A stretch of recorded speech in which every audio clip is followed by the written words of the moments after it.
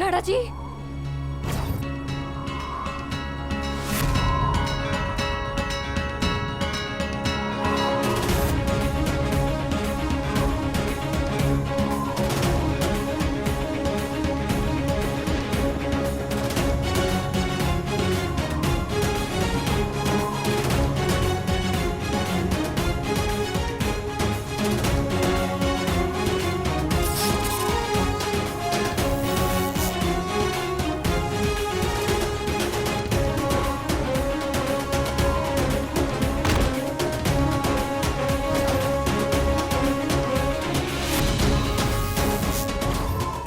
Ram, Ram please उठो।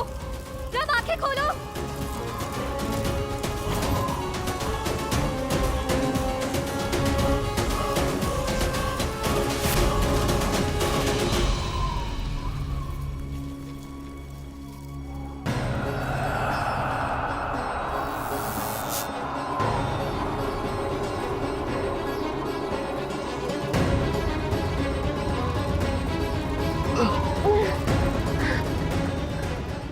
ठीक हूँ।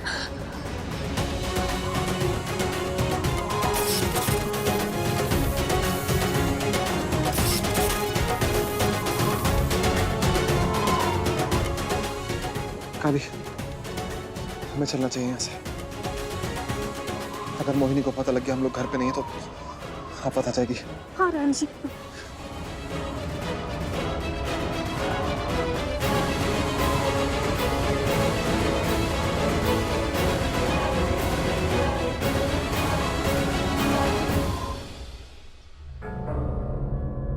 काली, क्या हुआ राणा को?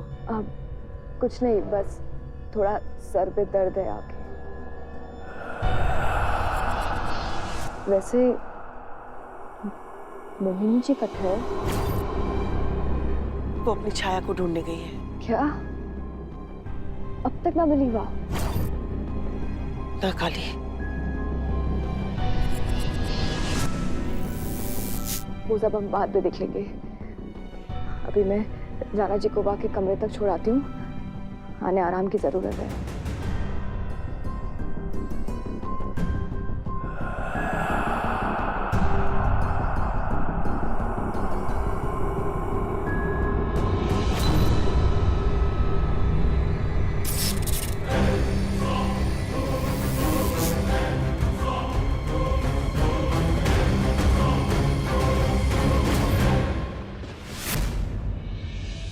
काली, हाँ?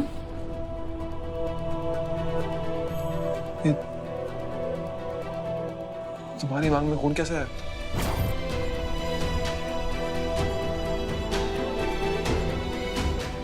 थे आराम करो राणा जी।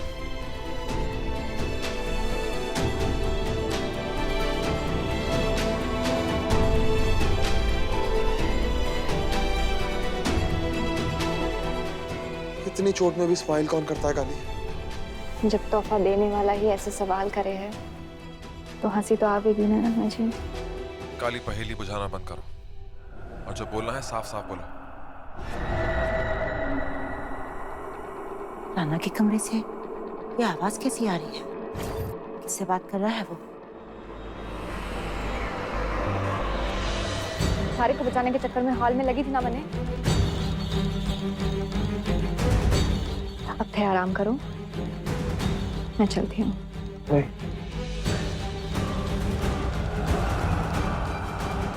I'm sorry। मोहिनी, क्या है डीके?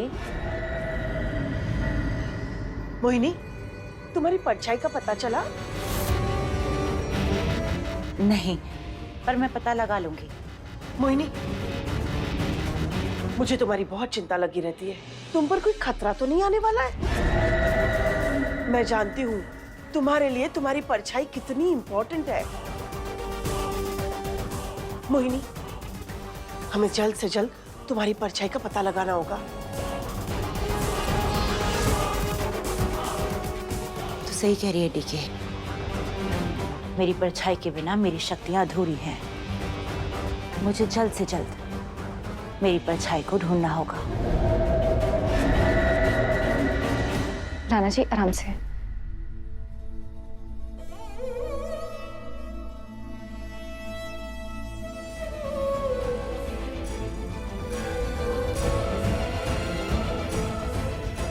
राणा जी, मोहिनी जी और वहाँ की परछाई से खतरा टला नहीं है। मैं आराम कर लूं।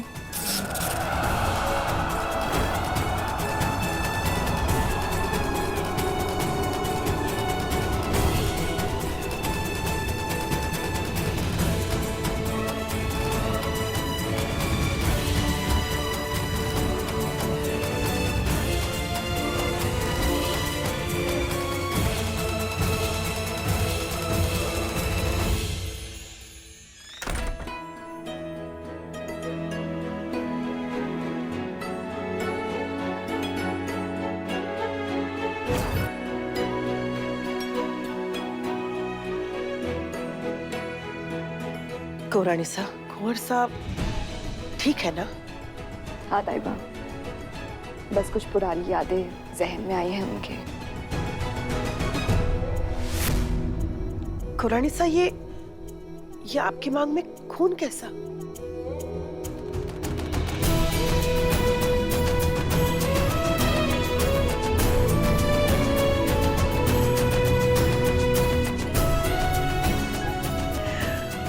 हे माँ भगवती, तेरा लाख लाख धन्यवाद।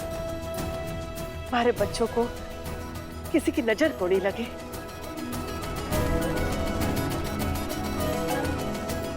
दाइमा, मोहिनी के साये का कुछ पता चला?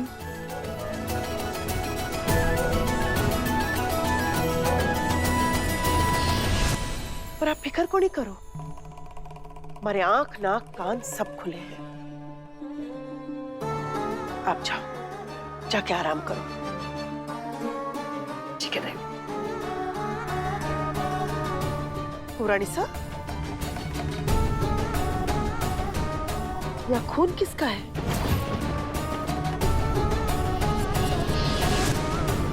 ताइबा, वो राम के हाथ में चोट लगी थी ना, तो शायद उसी का होगा।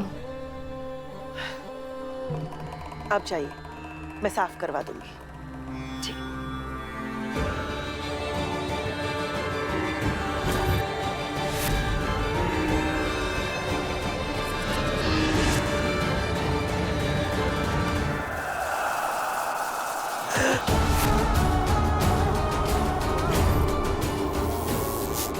कि ना तो किसी इंसान का खून है और ना इसमें रेत का कोई अंश है, और ना ही ये चुड़ैल का खून है। फिर किसका खून है ये?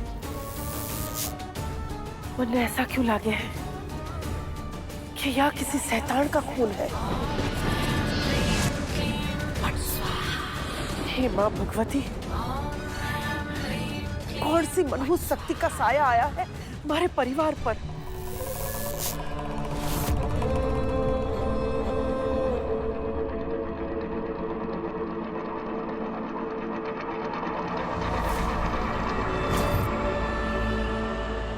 राणा जी, क्या कर रहे हैं आप?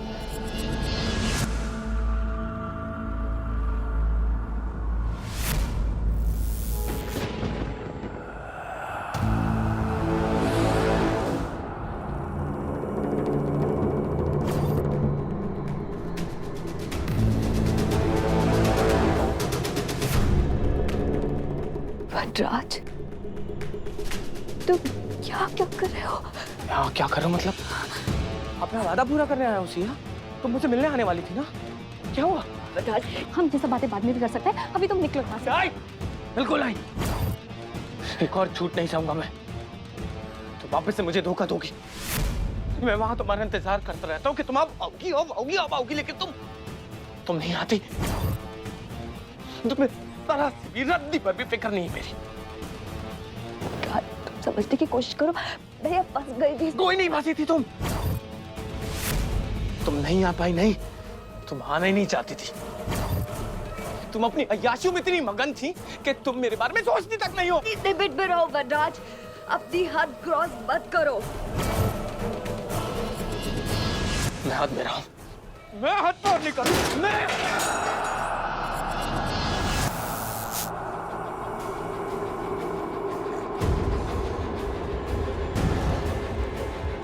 खाली। तुम मुझे मेरी हद सिखा रही हो। हदें सिखानी है तो उस राणा को, उस राक्षस को क्यों नहीं सिखाती तुम? मुझे सब पता है तुम दोनों के बारे में।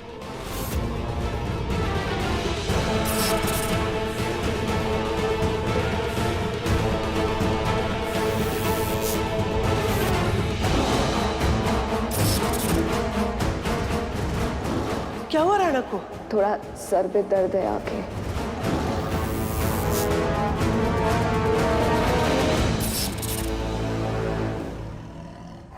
मैं आराम कर लूं। सबका ख्याल रखती हो ना सिया तुम। सबके दिल का हाल पता है तुम। मेरे बारे में ख्याल क्यों नहीं रखती तुम? मेरे दिल का हाल क्यों नहीं पता? हाँ, क्यों रह रही हो उस महल में? क्यों रह रही हो इतने खतरों के बीच? ये सब छोड़ के मेरे पास क्यों नहीं आ जाती? आ जाओ ना सिया। मतलब तुम्हारा दिमाग खराब हो गया। तुम्हें खुद ही पता कि तुम क्या बोल रहे हो। अभी निकलो यहाँ से। नहीं निकल सकता। ऐसे रहूं तुम्हारे बिना। नहीं आता जीना तुम्हारे बिना सिया मुझे। एक पल भी तुम्हारे बिना नहीं रह सकता हूं मैं। बस राज, एक शब्द और नहीं। क्यों नहीं? क्यों नहीं? हाँ क्यों नहीं? बोलो। देखो मुझे, देखो मुझे, देखो तुम। क्या कमी है मेरे अंदर? हाँ क्या कमी है मेरे अंदर? बोलो। नहीं है ना? कोई कमी नहीं है सिया। समझी तुम? राज प्लीज, मुझे दर्द हो रहा है। राज प्लीज। बिल्कुल नहीं। मैं तुम्हें नहीं छोड़ूंगा, चाहे तुम्हारी मर्जी हो या तुम्हारी मर्जी ना हो। वो तुम्हारे ऊपर है, पर तुम्हें मेरी बात सुननी होगी। सिया मैं तुम्हें नहीं छोड़ सकता क्योंकि मैं तुमसे बहुत प्यार करता हूँ सिया।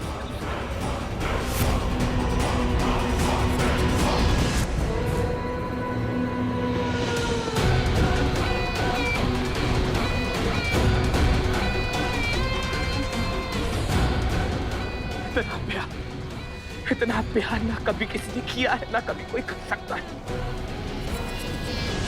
तुम्हारे बिना जीना मौत के बराबर है।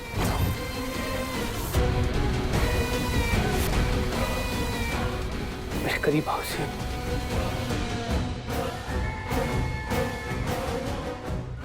कौन है? रिश्ता क्या इसका काली से?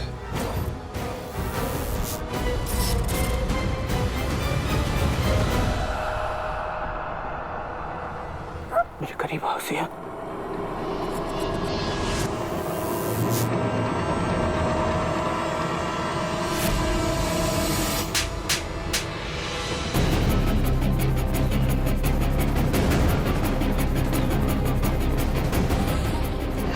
अपने हाथ में रहो, समझे? और निकलो यहाँ से। समंदर की गहराई से अच्छी तरीके से वाकिफ हूं मैं, पर मुझे डूबने का डर नहीं, क्योंकि तुम्हारी आंखों की गहराई उससे ज्यादा है। उन्हीं आंखों का आशिक हूं मैं। तुम्हारी आंखों का नशा मुझे तुमसे दूर जाने नहीं देता। कैसे रहूं तुम्हारे बिना? बस, बहुत हो गई थारी बदतमीजी।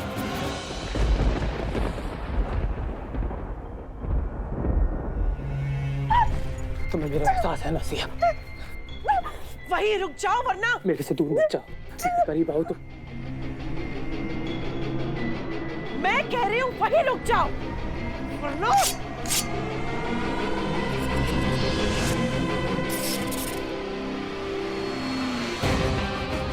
कुछ नहीं कर सकती आप मेरा, तो अपनी धमकियां अपने पास में रखिए। मैं आपकी बहुत इज्जत करता हूं, लेकिन अगर कोई भी मेरे और मेरी सिया के बीच में आया तो उसको जान से मार दूंगा मैं।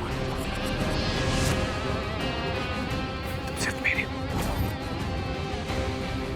मेरे सब्र का इम्तिहान मत लो।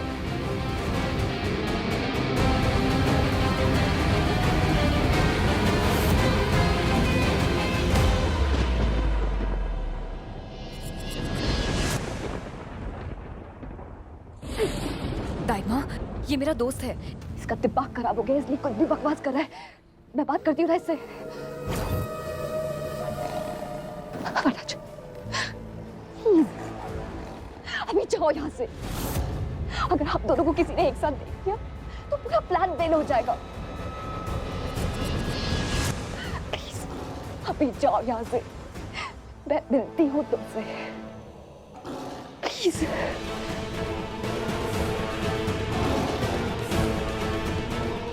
ठीक है, अगर तुम कहती हो तो चला जाता हूँ, पर याद रखना दोबारा लौट कर जरूर आऊंगा मैं। और फिर अगर कोई भी तुम्हारा मेरे बीच में आया ना, उसको सिर्फ मौत मिलेगी। सिर्फ मौत।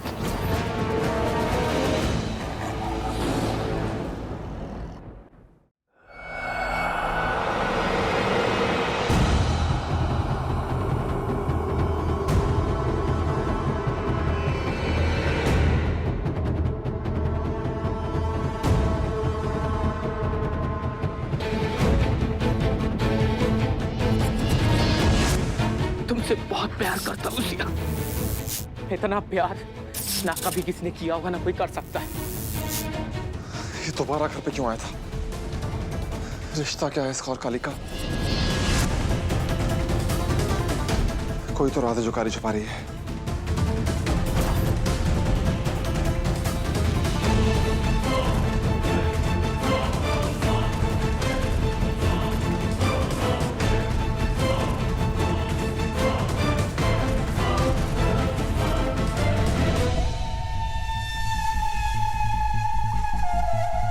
अब इस राज पर से पर्दा यही उठाएगा।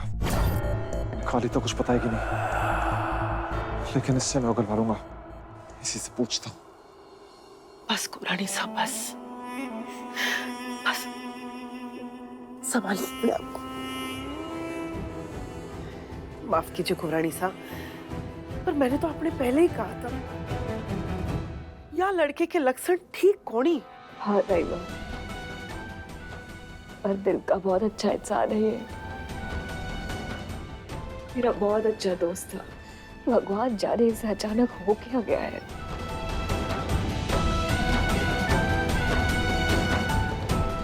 राइमा, मैं थोड़ी देर अकेले रहना चाहती हूँ। ठीक है कुरानी साहब, आप आराम कीजिए, बाद में आती हूँ।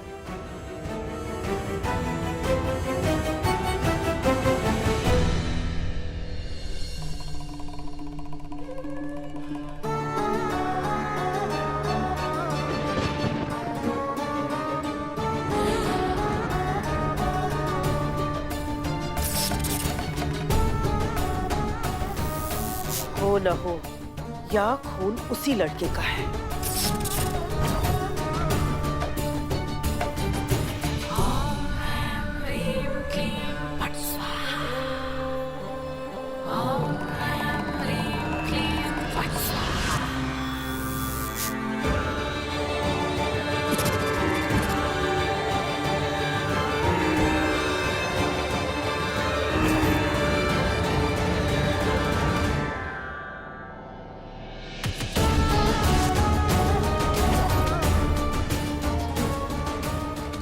खून तो आधे इंसान आधे जानवर का है।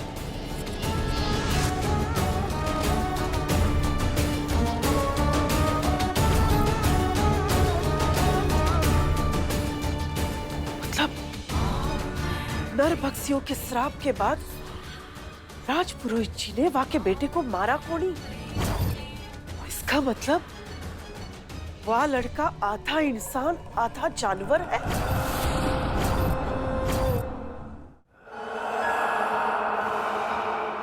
तो हो सके है कि मोहिनी की परछाई को भी या लड़के ने ही कैद किया हो।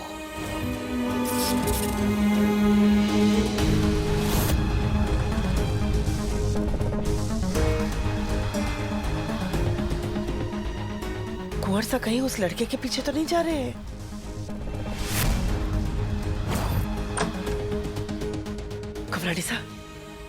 कुंवरानी सा, लगता है कुंवर सा वनराज के पीछे गए हैं। क्या?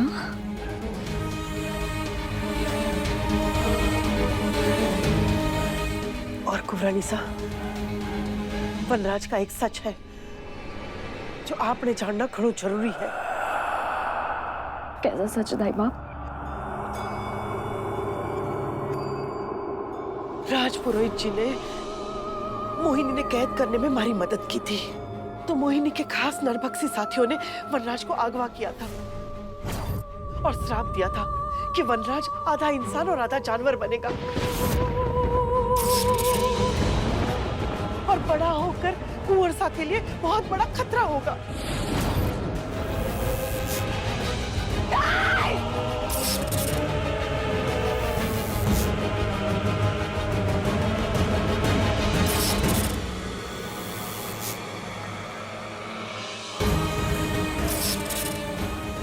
राजपुरोहित जी ने मैंने वादा किया था कि वह अपने बेटे को मार डालेंगे, पर वह ने अपने बेटे को मारा कोनी